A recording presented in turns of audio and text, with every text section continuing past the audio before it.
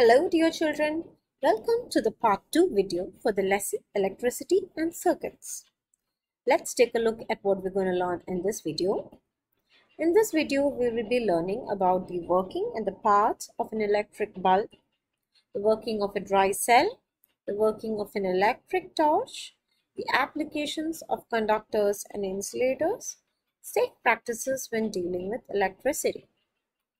So what do you think happens to a metal when it is heated? Have you ever seen an ironsmith or a goldsmith at work?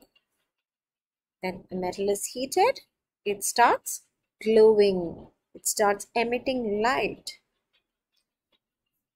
This principle is used in a light bulb. When you look at an electric light bulb, a filament bulb, it is made up of a glass case. It has a base which is made up of a metal. Inside the glass case, you will find a thin filament made up of tungsten, which is a metal. It's a coiled tungsten filament which is supported by wires called as support wires. The support wires are then connected to the base of the bulb as well as the side of the bulb so that they become the terminals of a circuit which can be closed. The inside of the glass case is filled with an inert gas, and every electric bulb has two terminals. You cannot differentiate them as positive or negative, but they are separated in space and they will never touch each other. So let's brainstorm. Why is tungsten used as a filament in an electric bulb? Why not other metals? Well, when we look at tungsten, tungsten is a metal which is a conductor of electricity. But at the same time, it offers enough resistance or it offers enough block to the flow of the electric current to heat up the metal filament and make it glow.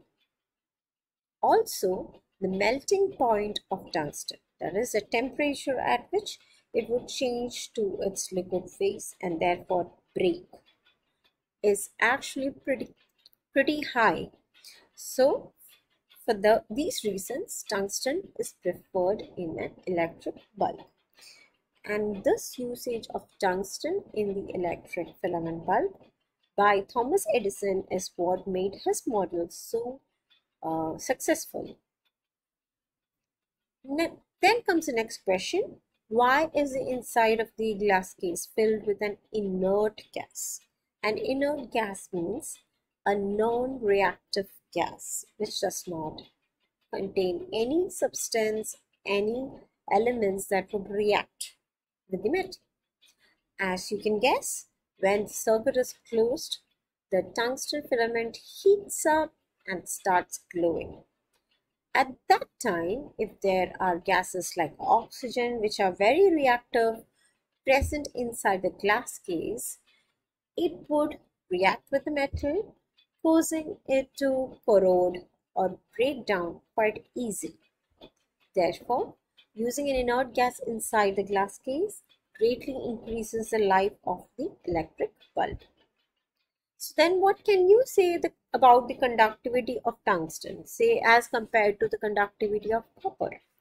Tungsten is definitely more resistant to the flow of electricity than copper. Copper is a very good conductor of electricity and offers less resistance than tungsten. If we would use copper instead of tungsten in the filament of the electric bulb, it would simply allow the charges to pass through, but the metal would never heat up enough to glow. So that is why tungsten is preferred for an electric bulb. Alright, now let's talk about the electric circuit. So what is an electric circuit? We have seen already in the first part 1 video that it is a closed path for electric current to flow. Given that, take a look at these different attempts to make a bulb glow. You can see many different connections with many different orientations of the electric cell. Which of these do you think would actually allow the bulb to glow? Which of these circuits would be successful? So let's see. Do you think of these ways to light the bulb? Did you think of any of these ways? See, as you can see, the base of the bulb is one terminal and the other support wire is connected to the side of the base of the bulb. So that is the second terminal.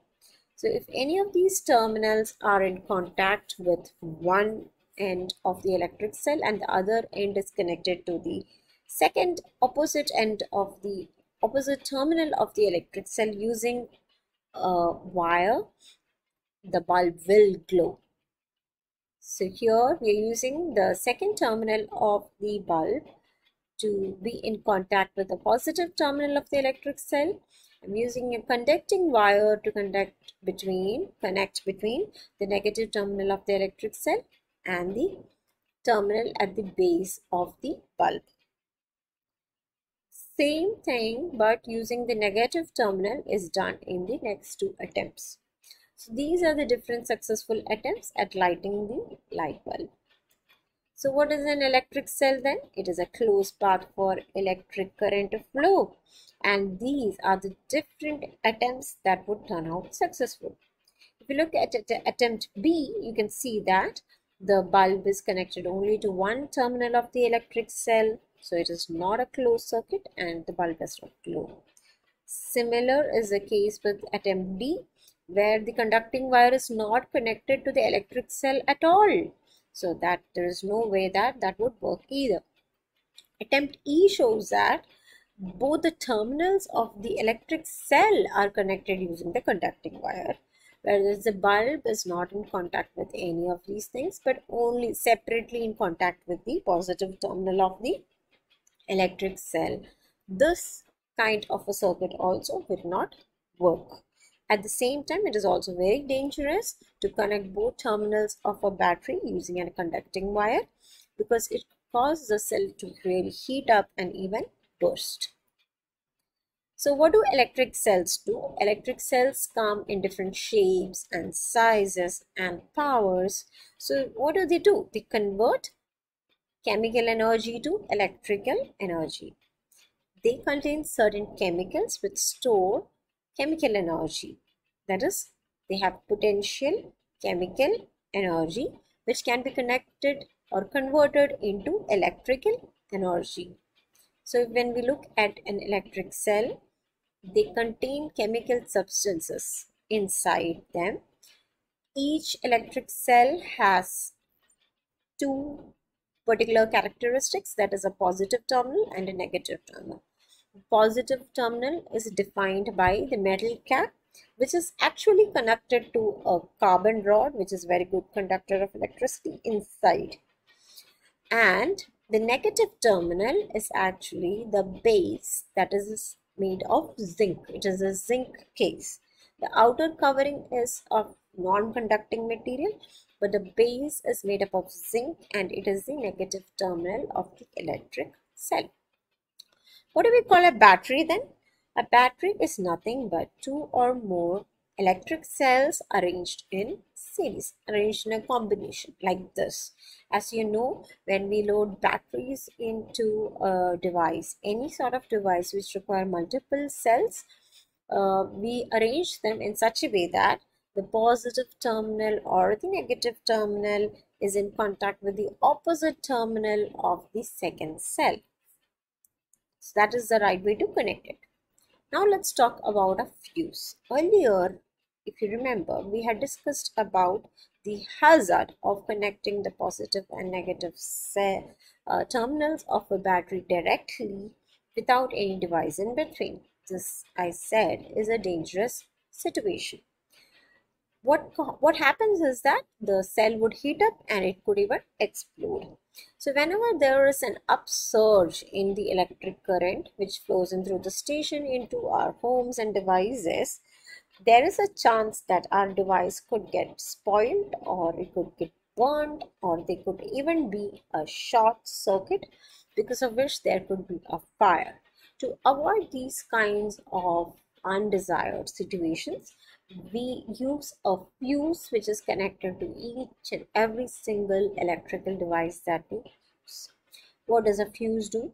A fuse consists of an extremely thin fuse wire which is actually made up of copper, but it is extremely thin, and therefore it would offer more resistance than a normal copper wire.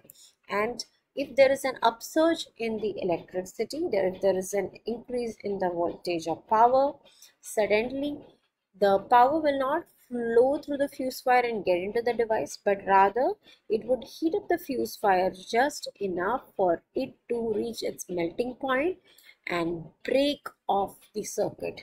Therefore, the circuit becomes open if there is an upsurge of electricity, and it saves our devices from damage by using a fuse. So if we compare a fuse wire with that of tungsten, we could say that the fuse wire also has a low melting point as compared to that of the high melting point of tungsten. Okay, now let's talk about the electric torch and how it works. An electric torch is made up of a plastic casing, but there is a circuit inside it. It has a filament bulb which is connected to the batteries at a point called as the lamp contact. Around the bulb there are reflectors made up of mirrors to increase the reach of the light that is produced by the lamp filament. The terminal begins from the negative terminal of the electric battery, which is actually in the form of metal spring, so that it remains tight and the circuit is always closed there. It is connected to the outer casing, the plastic casing, and there is a slide switch. When you slide the switch forward, the contact is with each other and it becomes a closed circuit, and there is a flow of electricity. When it is slid back, there is no flow of electricity, and that's how an electric torch or lamp contact would work. So let's take a look at the parts. There is a plastic casing, then there is a lamp filament, there are the reflectors, the slide switch we use to open or break the circuit, then there is a metal spring, the C-size cells connected in series one after the other, lamp contact. Okay, now let's take a look at some simple safety rules which need to be followed whenever we are dealing with electricity. So you must have seen some of these signs, and you must know that they all mean that there is a chance of an electric shock and you need to be careful. Let's take a look at some electrical safety tips. So the first and important rule is that you should never stick your finger or your toys or other objects into the electric outlet, especially that of devices. Then you should never place a hairdryer, radio or other electronics near the bathtub or shower. Electricity and water are dangerous because water, as you know, tap water is a good conductor of electricity and it could be dangerous. Whenever we remove a plug, you should never tug it by the cord, but you should turn off the switch and then you should remove it by the plug point and never by the cord.